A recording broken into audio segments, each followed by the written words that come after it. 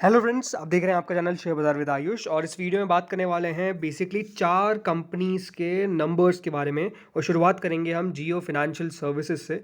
तो वैसे तो देखिए, स्टॉक आज ज़रूर 225 रुपये के आसपास बंद हुआ है। 0.30 पॉइंट्स की तेज़ी थी, लेकिन ज़रूर कल का जो मूव है वो आपको ज़्यादा बड़ा देखने को मिलेगा। कारण क्या है? वो है कंपनी के नंबर्स। अब कंपनी के नंबर्स किस तरीके के निकल कर आए हैं, चलिए इसके ऊपर डिस्कशन कर लेते हैं।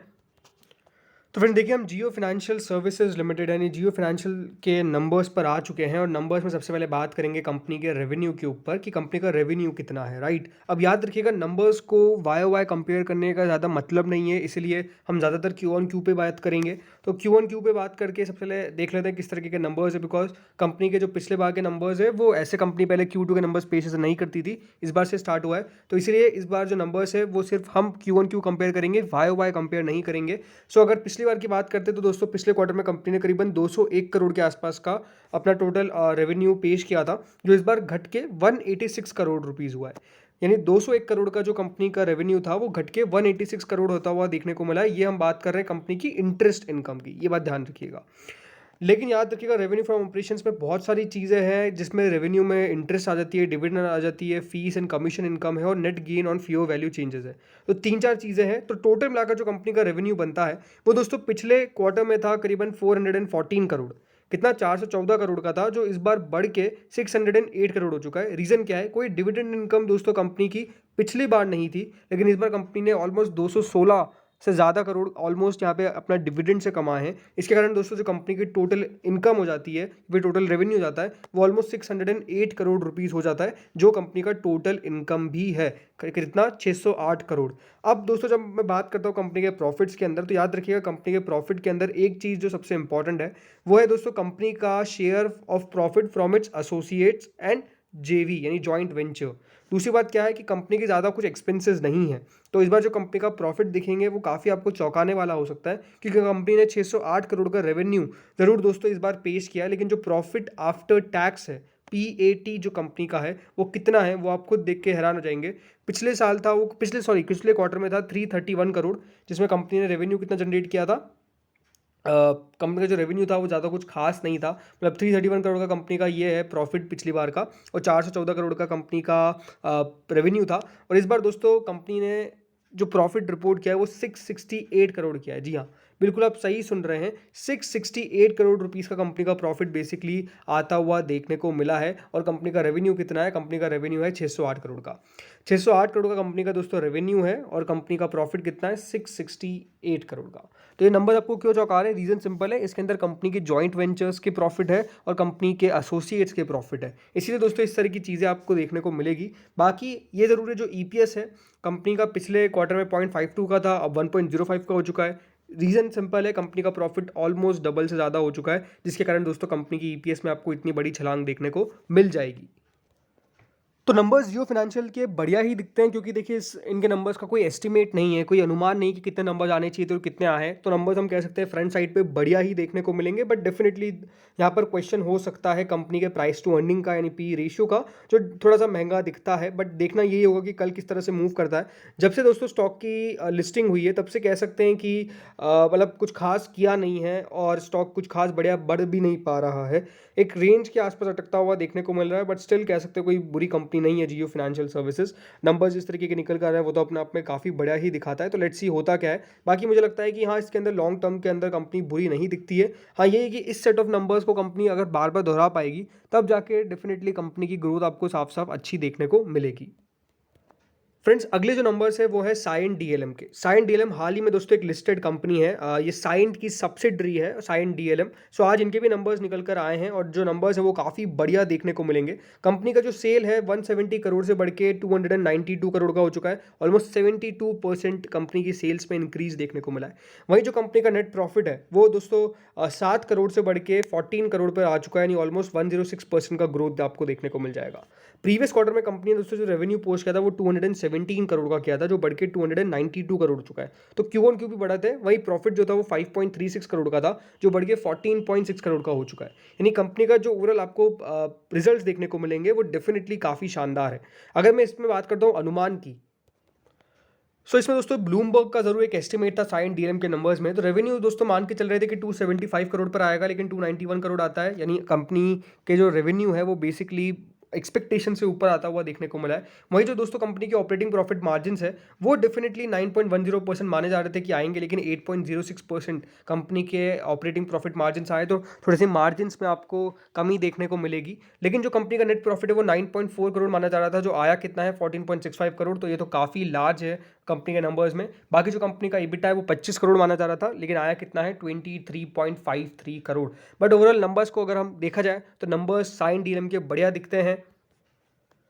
फ्रेंड्स, स्टॉक की एक बहुत अच्छी लिस्टिंग हुई थी, और अगर लिस्टिंग के बाद आप देखेंगे जो ओवरऑल अभी तक के रिटर्न्स कंपनी ने डिलीवर करें हैं वो और भी बढ़िया है। ऑलमोस्ट 37.27% की बढ़िया तेज़ी देखने को मिली, और ज़रूर एक हाई जो लगा था 778 का, वहाँ से स्टॉक ऑलमोस्ट 90 पॉइंट से ज़्यादा नीचे आ चुका है। बट स्टिल ये है कि हाँ, एक बढ़िया तेज़ी साइन डीएलएम ने करके दिखाई है, इसमें कोई दोहराई नहीं है, और बढ़िया करता हुआ नज़र आ रहा है। नंबर्स भी कंपनी के बढ़िया आते हुए नज़र आए हैं। सो यही देखना है कि अब कल किस प्रकार का मूव देखने को मिलता है। देखिए, कंपनी बेसिकली जो कारोबार करती है वो है दोस्तों डीएलएम का, यानी company basically design led manufacturing solutions provide करती है इनके कस्टमर्स को, और वहाँ पे डिज़ाइन, मैन्युफैक्चरिंग, टेस्टिंग, सर्टिफिकेशन, इन सब चीज़ों को बेसिकली कंपनी प्रोवाइड करती है अपने कस्टमर्स को। और अच्छे प्रोडक्ट, मतलब अच्छा बेसिकली कंपनी काम करती है, इसके ऊपर कंपनी का फोकस ज़्यादातर रहता है। तो ये है कि हाँ, इस इंडस्ट्री के अंदर ग्रोथ की काफ़ी संभावना है, और जिस तरीके से कंपनी ग्रो कर रही है ये भी अपने आप में काफ़ी बढ़िया है। ज़रूर देखिए, अगर इसका प्राइस ट्रेंडिंग आप देखेंगे तो ऑलमोस्ट 170 का है, जो अपने आप में काफ़ी हायर दिखता है, राइट, बहुत महंगा है। बट स्टिल ये है कि हाँ, ग्रोथ